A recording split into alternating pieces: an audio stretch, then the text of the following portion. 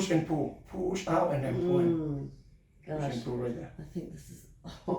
I'm telling you. This is what my body has been craving.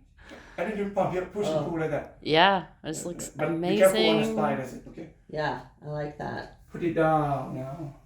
This one down, this joint done. Now we can work on, On work on the back already. Okay. Yeah, The first one, with this one, normally, people do it all the time. yeah, I do that one. Yeah, People do it all the time, but you use your hand, you use your chest, you use your shoulder.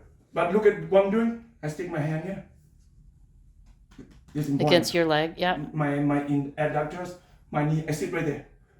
When I launch that way, it brings, she's gonna get that stretching. Mm-hmm.